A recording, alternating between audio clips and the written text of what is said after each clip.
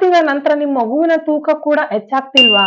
ಮೇಲಿನ ಆಹಾರ ಕೊಡಕ್ ಸ್ಟಾರ್ಟ್ ಮಾಡಿದ್ರು ಕೂಡ ಯಾವುದೇ ರೀತಿ ಇಂಪ್ರೂವ್ಮೆಂಟ್ ಅನಿಸ್ತಿಲ್ವಾ? ಚಿಂತೆ ಬೇಡ.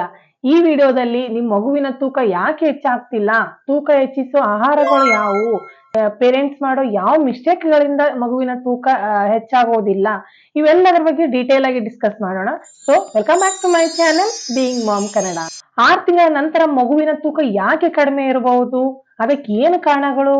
ಎಸ್, ಅದರಲ್ಲಿ ಮುಖ್ಯವಾದ್ದು ಅಂತಂತಂದ್ರೆ ನಿಮ್ಮ ಎದೆ ಹಾಲು ಸಾಕಾಗದೇ ಇರಬಹುದು, ಅಥವಾ ನೀವು ಮೇಲಿನ ಆಹಾರ ಕೊಡಕ್ ಇನ್ನೂ ಸ್ಟಾರ್ಟ್ ಮಾಡದೇ ಇರಬಹುದು, ಆರ್ ಎಲ್ಸ್ ನಿಮ್ ಮಗುಗೆ ತುಂಬಾ ಅಂದ್ರೆ ತುಂಬಾ ಪದೇ ಪದೇ ಹುಷಾರ್ ತಪ್ಪೋದಾಯ್ತು, ಈ ನೆಗಡಿ, ಕೆಮ್ಮು, ಕಫ ಈ ರೀತಿ ತೊಂದರೆಗಳಾಗ್ತಿತ್ತು ಅಂತಂದ್ರೆ, ಅಥವಾ ನಿಮ್ ಮಗುವಿನ ಜೀರ್ಣ ಕ್ರಿಯೆ ಚೆನ್ನಾಗ್ ಆಗ್ತಿದ್ದಿಲ್ಲ ಅಂತಂದ್ರೆ, ಅಥವಾ ನೀವೊಂದು ಫಿಕ್ಸ್ ಒಳ್ಳೆ ರುಟೀನ್ ಮೇಂಟೈನ್ ಮಾಡ್ತಿದ್ದಿಲ್ಲ ಅಂತಂದ್ರೆ, ಯಾವ್ದೋ ಟೈಮಿಗೆ ಊಟ ಮಾಡಿಸೋದು, ಯಾವ್ದೋ ಟೈಮಿಗೆ ಮಲಗಿಸೋದು, ಯಾವ್ದೋ ಟೈಮಿಗೆ ಸ್ನಾನ ಮಾಡಿಸೋದು, ಈ ರೀತಿ ಇರ್ರೆಗ್ಯುಲರ್ ಟೈಮ್ ಟೇಬಲ್ ಇತ್ತು ಅಂತಂದ್ರೆ ನಿಮ್ ಮಗುವಿನ ತೂಕ ಹೆಚ್ಚಾಗೋದಿಲ್ಲ.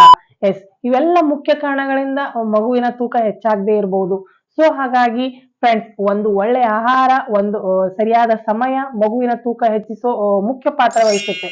ಸೊ ಹಾಗಾಗಿ ಯಾವೆಲ್ಲ ಒಂದು ಒಳ್ಳೆ ಆಹಾರ ಕೊಡ್ಬೇಕು, ಯಾವೆಲ್ಲ ಒಂದು ಪೌಷ್ಟಿಕ ಆಹಾರ ಕೊಟ್ರೆ ನಿಮ್ ಮಗುವಿನ ತೂಕ ಹೆಚ್ಚಾಗುತ್ತೆ ಅನ್ಕೊಂಡು ತಿಳ್ಕೊಂತ ಹೋಗೋಣ. ಫಸ್ಟ್ಲಿ ಬಂದ್ಬಿಟ್ಟು 6 ರಿಂದ 8 ತಿಂಗಳ ಮಗುವಿನ ವೇಟ್ ಗೇನ್ ಫುಡ್ಸ್. ಎಸ್, ಈ ಸಮಯದಲ್ಲಿ ನೀವು ಅದು ಫಸ್ಟ್ ಟೈಮ್ ನಿಮ್ ಮಗುಗೆ ಈ ಕಾಂಪ್ಲಿಮೆಂಟರಿ ಫುಡ್ ಸ್ಟಾರ್ಟ್ ಮಾಡಿರ್ತೀರಿ. ಸೊ ಹಾಗಾಗಿ ತುಂಬಾ ಅಂದ್ರೆ ತುಂಬಾ ಮೃದುವಾದ ಆಹಾರ ಕೊಡಕ್ ಸ್ಟಾರ್ಟ್ ಮಾಡಿರ್ಬೇಕು. ಯಾಕಂದ್ರೆ ಇಷ್ಟು ದಿನವರೆಗೂ ನಿಮ್ ಮಗು ನಿಮ್ ಎದೆ ಹಾಲು ಅಥವಾ ಫಾರ್ಮಾ ಮಿಲ್ಕ್ ಬಿಟ್ರೆ ಆ ಮಗು ಇನ್ನೊಂದು ಏನು ಪ್ರಪಂಚನೇ ಗೊತ್ತಿರಲ್ಲ. ಸಡನ್ ಆಗಿ ಇವಾಗ ನೀವು ಏನೋ ಒಂದು ತಿಕ್ ಆದಂತ, ಅದಕ್ಕೆ ಅರಗ್ಸಕ್ ಆಗದೆ ಇರುವಂತ ಆಹಾರ ಕೊಟ್ರೆ ಕಷ್ಟ ಆಗುತ್ತೆ. ಸೊ ಹಾಗಾಗಿ ತುಂಬಾ ಸ್ಮೂತ್ ಆದಂತ ಆಹಾರ ಕೊಡ್ಬೇಕಾಗತ್ತೆ. ಈ ತುಂಬಾ ಸೂಟ್ ಆಗೋದಂತಂದ್ರೆ ಅಕ್ಕಿ ಗಂಜಿ ಇರ್ಬೋದು, ಇದು ಒಂದು ಬೆಸ್ಟ್ ಅಂತಾನೆ ಹೇಳ್ಬೋದು. ಫಸ್ಟ್ ಟೈಮ್ ಆಹಾರ ಸ್ಟಾರ್ಟ್ ಮಾಡಿದ್ಮೇಲೆ ಇದು ತುಂಬಾ ಅಂದ್ರೆ ತುಂಬಾ ಸ್ಮೂತ್ ಆಗಿರುತ್ತೆ. ಮಗು ಕೂಡ ಡೈಜೆಷನ್ಗೆ ತುಂಬಾ ಸಲೀಸಾಗಿರುತ್ತೆ. ಮುಂದೆ ಹೋಗ್ತಾ ಹೋಗ್ತಾ ನಿಮ್ ಮಗು 7 ತಿಂಗಳು 8 ತಿಂಗಳು ಸನಿಕ್ ಬಂತು ಅಂತಂದ್ರೆ ಅವಾಗ ನೀವು ಈ ಗೋಧಿ ಗಂಜಿ ಆಯ್ತು ಮತ್ತೆ ಈ ರಾಗಿ ಗಂಜಿ ಸ್ಟಾರ್ಟ್ ಮಾಡ್ಬೋದು. ಸಡನ್ ಆಗಿ ಒಂದು 6 ತಿಂಗಳಿಗೆ ನೀವು ಫಸ್ಟ್ ಟೈಮೇ ಫುಡ್ ಕೊಡಕ್ ಸ್ಟಾರ್ಟ್ ಮಾಡಿದ ತಕ್ಷಣನೇ ಈ ರಾಗಿ ಗಂಜಿ ಕೊಡಕ್ ಹೋಗ್ಬೇಡಿ. ಸಾಮಾನ್ಯವಾಗಿ ಕೆಲವೊಂದು ಮಗುವಿನ ಜೀರ್ಣ ಕ್ರಿಯೆ ಏನಿರುತ್ತಲ್ಲ, ಒಂಚೂರು ಅದಕ್ಕೆ ಅರಗಿಸುವಂತ ಶಕ್ತಿ ಇನ್ನೂ ಅಷ್ಟೊಂದು ಇದ್ದಿದ್ದಿಲ್ಲ ಅಂತಂತಂದ್ರೆ ಕಾನ್ಸ್ಟಿಪೇಷನ್ ಅದೆಲ್ಲ ಆಗೋ ಚಾನ್ಸಸ್ ಇರುತ್ತೆ. ಸೊ ಹಾಗಾಗಿ ಫಸ್ಟಿಗೆ ಈ ಅಕ್ಕಿ ಗಂಜಿ ಕೊಡಕ್ ಸ್ಟಾರ್ಟ್ ಮಾಡಿ, ಮಗುಗೆಲ್ಲ ನಾರ್ಮಲ್ ಇತ್ತು, ಮಗುವಿನ ಮೋಷನ್ ಎಲ್ಲ ಕ್ಲಿಯರ್ ಇತ್ತು ಅಂತಂದ್ರೆ 6 ತಿಂಗಳು ಕಂಪ್ಲೀಟ್ ಆಗಿ 1 ತಿಂಗಳು ವೇಟ್ ಮಾಡಿ ಮುಂದೆ 7 ಮಂತ್ಸ್ ಅದೆಲ್ಲ ಆಯ್ತು ಅಂತಂದ್ರೆ ಈ ಗೋಧಿ ಗಂಜಿ ಮತ್ತೆ ರಾಗಿ ಗಂಜಿ ಕೊಡಕ್ ಸ್ಟಾರ್ಟ್ ಮಾಡಬಹುದು. ಫ್ರೂಟ್ಸ್ ಅಲ್ಲಿ ಬಂದ್ಬಿಟ್ರೆ ಈ ಆಪಲ್ ಮತ್ತೆ ಈ ಫಿಯರ್ ಪ್ರೋಟೀನ್ ಇರುತ್ತಲ್ಲ, ಸ್ಟೀಮ್ ಮಾಡಿ ಮಿಕ್ಸಿಗೆ ಹಾಕಿ ಕೊಡ್ಬೋದು. ಇದು ತುಂಬಾ ಅಂದ್ರೆ ತುಂಬಾ ಬೆಣ್ಣೆ ಟೈಪ್ ಆಗುತ್ತೆ, ಮಗು ಕೂಡ ಇಷ್ಟಪಟ್ಟು ತಿನ್ನುತ್ತೆ. ಮಗುವಿಗೆ ಸಿಗ್ಬೇಕಾದಂತ ಎಲ್ಲ ಪೋಷಕಾಂಶಗಳು ಈ ಫ್ರೂಟ್ಸ್ ಇಂದ ಸಿಗುತ್ತೆ. ಆದಷ್ಟು ಒಂದು 6 ರಿಂದ 8 ತಿಂಗಳವರೆಗೂ ಮಗುಗೆ ಒಂದು 2 ಬಾರಿ ಆದ್ರೆ ಸಾಕು. ತುಂಬಾ ಜಾಸ್ತಿ ಫೋರ್ಸ್ ಮಾಡಿ ಅದೆಲ್ಲ ತಿನ್ಸಕ್ ಹೋಗ್ಬೇಡಿ. ಇದೊಂದು ಕಾಂಪ್ಲಿಮೆಂಟರಿ ಫುಡ್. ಮೇನ್ ಫುಡ್ ಏನಿರುತ್ತೆ ನಿಮ್ಗೆ ಎದೆ ಆಗಿರುತ್ತೆ. ಜಸ್ಟ್ ಇದನ್ನ ಮಧ್ಯಾಹ್ನ ಮತ್ತೆ ರಾತ್ರಿ ಕೊಟ್ರೆ ಒಂದು ಸೂಕ್ತ ಅನ್ಸುತ್ತೆ. ಯಾಕಂದ್ರೆ ಈ ಸಮಯದಲ್ಲಿ ನೀವು ಮಗುಗ್ ಮಲಗಿಸ್ತಿರ್ತೀರಲ್ಲ, ಒಂದು ಸಾಲಿಡ್ ಅದಕ್ಕೊಂದು ಸ್ಟಮಕ್ ಫುಲ್ ಆಗುತ್ತೆ. ಒಂದ್ ಸ್ವಲ್ಪ ಲಾಂಗ್ ಟೈಮ್ ವರ್ಗುನು ಸ್ಟಮಕ್ ಫುಲ್ ಅನ್ಸಿ ಮಗು ಚೆನ್ನಾಗಿ ನಿದ್ದೆ ಮಾಡುತ್ತೆ. And next 8 to 10 months baby weight gain foods ಅಂತಂದ್ರೆ ನಿಮ್ ಮಗುಗೆ ಇವಾಗ ಆಲ್ಮೋಸ್ಟ್ ಎಲ್ಲಾ ರೀತಿಯ ಫ್ರೂಟ್ಸ್ ಮತ್ತೆ ವೆಜಿಟೇಬಲ್ಸ್ ಕೊಡಕ್ ಸ್ಟಾರ್ಟ್ ಮಾಡ್ಬೋದು. ಬನಾನಾ ಆಯ್ತು, ಈ ಚಿಕ್ಕು, ಮ್ಯಾಂಗೋ ಅವೈಲೇಬಲ್ ಇತ್ತಲ್ಲ ಮ್ಯಾಂಗೋ, ಇವನ್ನೆಲ್ಲ ಒಂದ್ ಚೂರು ಸ್ಪೂನ್ ಎಲ್ಲ ಸ್ಮ್ಯಾಶ್ ಮಾಡಿ ಕೊಡಕ್ ಸ್ಟಾರ್ಟ್ ಮಾಡ್ಬೋದು. ವೆಜಿಟೇಬಲ್ಸ್ ಅಲ್ಲಿ ಅಂತಂದ್ರೆ ಈ ಕ್ಯಾರೆಟ್ ಆಯ್ತು, ಪೊಟ್ಯಾಟೊ, ಸ್ವೀಟ್ ಪೊಟ್ಯಾಟೊ, ಪಂಪ್ಕಿನ್, ಇವೆಲ್ಲ ಕೂಡ ನೀವು ಒಂಚೂರು ಬೇಯಿಸಿ ಸ್ಮ್ಯಾಶ್ ಮಾಡಿ ಕೊಡ್ಬಹುದು. ಇಲ್ಲ ಮಗು ಹಾಗೆ ತಿನ್ನಕ್ ಇಷ್ಟ ಪಡ್ತಿದ್ದಿಲ್ಲ ಅಂತಂದ್ರೆ ನೀವು ವೆಜಿಟೇಬಲ್ ಕಿಚಡಿ ಮಾಡ್ಬೋದು. ವೆಜಿಟೇಬಲ್ ಕಿಚಡಿ ಅಂತಂತಂದ್ರೆ ಒಂಚೂರು ರೈಸ್ ಹಾಕಿ ಅದರಲ್ಲಿ ಸ್ವಲ್ಪ ಪ್ರಮಾಣದಲ್ಲಿ ಎಲ್ಲ ರೀತಿಯ ವೆಜಿಟೇಬಲ್ಸ್ ಹಾಕಿ ಒಂದು 4-5 ವಿಜಿಲ್ ವರ್ಗುನು ಚೆನ್ನಾಗಿ ಬೇಯಿಸಿ ಅದ್ರೊಳಗೆ ಒಂಚೂರು ಅಂದ್ರೆ ಚೂರು ಚಿಟಿಕೆಯಷ್ಟು ಉಪ್ಪು ಹಾಕಿ, ನೆಕ್ಸ್ಟ್ ಜೀರಿಗೆ ಪುಡಿ ಅಥವಾ ಈ ಸೋಪಿನ ಪುಡಿ ಅಥವಾ ಒಂಚೂರು ಅಜ್ವಾನ್ ಪುಡಿ, ಇದನ್ನೆಲ್ಲ ಒಂದ್ ಚೂರು ಹಾಕಿದ್ರೆ ಮಗುವಿನ ಡೈಜೆಷನ್ ಕೂಡ ಸಹಾಯ ಆಗುತ್ತೆ. ಮಗುಗೊಂದು ಒಳ್ಳೆ ಟೇಸ್ಟ್ ಬರುತ್ತೆ, ಮಗು ಇಷ್ಟಪಟ್ಟು ತಿನ್ನಕ್ ಸ್ಟಾರ್ಟ್ ಮಾಡುತ್ತೆ. ಇವೆಲ್ಲ ಏನಿರುತ್ತಲ್ಲ ಅತ್ಯಧಿಕವಾದ ವಿಟಮಿನ್ಸ್ ಮತ್ತೆ ಪ್ರೋಟೀನ್ಸ್ ಇರುವಂತ ಆಹಾರ.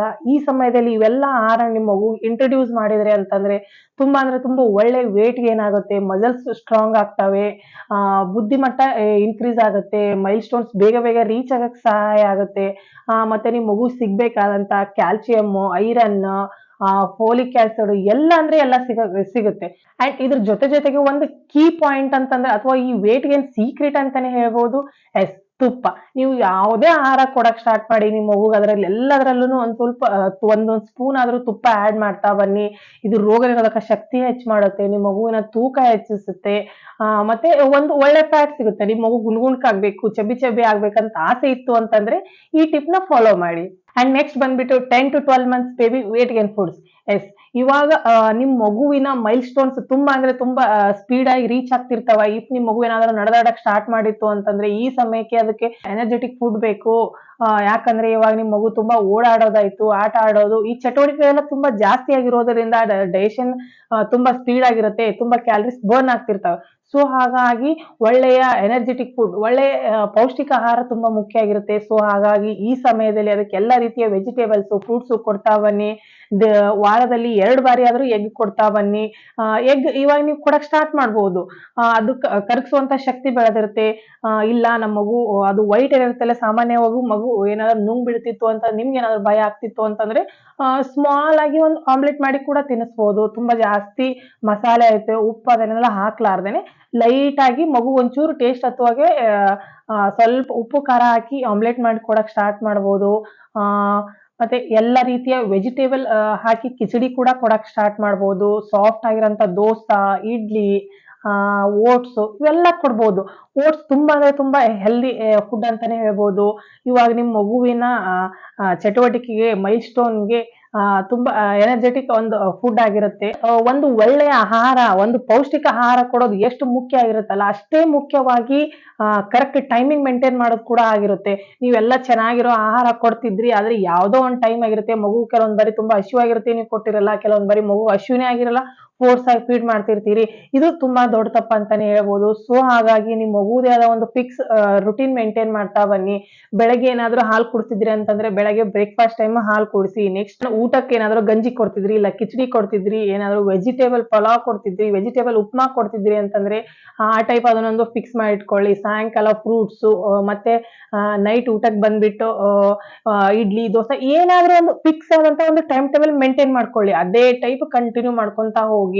ಆ ಸಮಯಕ್ಕೆ ನೀವು ಫಿಕ್ಸ್ ಆಗಿ ಕೊಡ್ತಾ ಹೋದ್ರಿ ಅಂತಂದ್ರೆ ಮಗುವಿನ ಹೊಟ್ಟೆ ಕೂಡ ಕರೆಕ್ಟ್ ಆದಂತ ಸಮಯಕ್ಕೆ ಹಶು ಆಗುತ್ತೆ. ಮಗು ಕೂಡ ಇಷ್ಟಪಟ್ಟು ತಿನ್ನಕ್ ಸ್ಟಾರ್ಟ್ ಮಾಡುತ್ತೆ. ನಿಮ್ಗೆ ಯಾವುದೇ ರೀತಿ ಕಿರಿಕಿರಿ ಮಾಡೋದಿಲ್ಲ.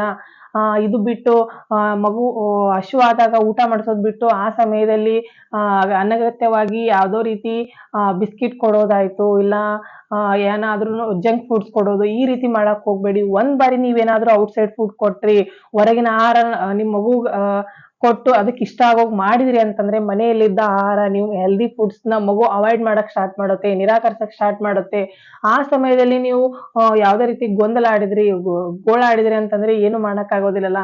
ಸೊ ಹಾಗಾಗಿ ಮೊದಲನೇ ಬಾರಿನೇ ತಪ್ಪು ಮಾಡಕ್ ಹೋಗ್ಬೇಡಿ. ತಪ್ಪು ಮಾಡಿದ್ ನೆಕ್ಸ್ಟ್ ತಿದ್ಕೋಬೇಕಂತಂದ್ರೆ ಸ್ವಲ್ಪ ಕಷ್ಟ ಆಗ್ಬೋದು. ಸೊ ಹಾಗಾಗಿ ಒಂದು ಒಳ್ಳೆಯ ರುಟೀನ್ ಮೇಂಟೈನ್ ಮಾಡಿ. ನಾ ಫಸ್ಟ್ಲೇನೆ ಹೇಳಿದ್ನಲ್ಲ, ಒಂದು ಒಳ್ಳೆಯ ಆಹಾರ ಮತ್ತೆ ಒಂದು ಸರಿಯಾದ ಸಮಯ ಇತ್ತು ಅಂತಂದ್ರೆ ಮಗುವಿನ ತೂಕ ಹೆಚ್ಚಾಗೋದು ತುಂಬಾ ತುಂಬಾ ಸುಲಭ ಅನ್ಕೊಂಡು.